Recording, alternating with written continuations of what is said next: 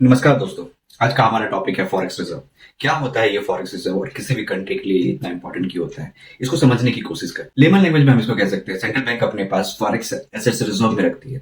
Forex assets का मतलब होता है गोल्ड, ट्रेजरी बिल्स या फॉरेन करेंसीज एक्सेट्रा। इस रिजर्व का मेन ऑब्जेक्टिव होता है जब नेशनल करेंसी डेप्रिशिएट हो रही होती है तो सेंट्रल बैंक के पास एक बैकअप फंड होना चाहिए। Secondly, it attracts foreign trades, क्योंकि फॉरेन रिजर्व ज्यादा होने का मतलब होता है पेमेंट की श्योरिटी एंड इंटरनेशनल मार्केट में भी एक अच्छे रेपुटेशन को बिल्ड करती है। फॉरेक्स रिजर्व को मेजर करने के लिए दो अकाउंट होते हैं, current account and capital account. Current account import and export के बीच के डिफरेंस को बताता है, वहीं capital account foreign direct investment and foreign institutional investors के इन्वेस्टमेंट के पोर्टफोलियो को रिप्रेजेंट करता है।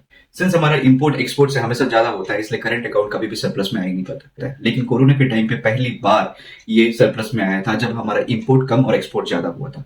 वहीं कैपिटल अकाउंट की बात करें तो कैपिटल अकाउंट बहुत स्ट्रांग है, क्योंकि इंडिया में foreign direct investment and foreign institutional investment यानी एफडीआईज एंड एफआईआईज इन्वेस्ट करना बहुत पसंद करते हैं। पिछले कई सालों से ये एक्सपोनेंशियली ग्रो हुआ है। सितंबर 2021 में ये ग्रो होकर $642 बिलियन तक पहुंच गया था, जो अब तक का हाईएस्ट था। फिर अक्टूबर 2021 से रिड्यूस होना शुरू हुआ। रिड्यूस होने के प्राइमरी रीजन है rapid depreciation of Indian rupee and significant decrease in foreign investment from India market. Russia Ukraine war की शुरुआत से ऑलमोस्ट सभी emerging market currencies under pressure में है, क्योंकि इन्वेस्टर्स सेफ हेवन एसेट्स की तरफ जा रहे हैं, जैसे कि investment in gold, government bonds, dollars, defensive stocks etcetera. Since February 2022 rupee 5% से डिक्लाइन हुआ है और फॉरेक्स रिजर्व $36 बिलियन से कम हुआ है। आरबीआई ने इस सिचुएशन को कंट्रोल करने के लिए डॉलर को सेल करना शुरू कर दिया, जिससे इंडियन रुपी डेप्रिसिएशन रेट पे रोक लग सके। और भी कुछ पॉलिसीज में बदलाव किए हैं जिससे फॉरेन इन्वेस्टर्स को एडिशनल बेनिफिट मिल सके अगर वो इंडिया मार्केट में जमे रहते हैं तो, जैसे कि एक्सटर्नल बोरिंग लिमिट को बढ़ाना, फॉरेन इन्वेस्टर डेब्ट में इजिली इन्वेस्ट कर सके उसके लिए पॉलिसीज में अमेंडमेंट किए, और foreign currency non resident bank and NRE deposit को फंड रेज करने के लिए इंटरेस्ट रेट्स में रिलैक्सेशन मिलना।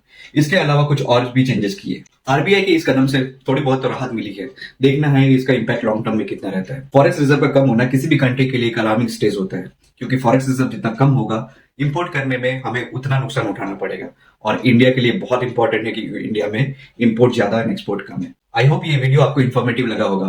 Please support with like, subscribe and comment. Thank you.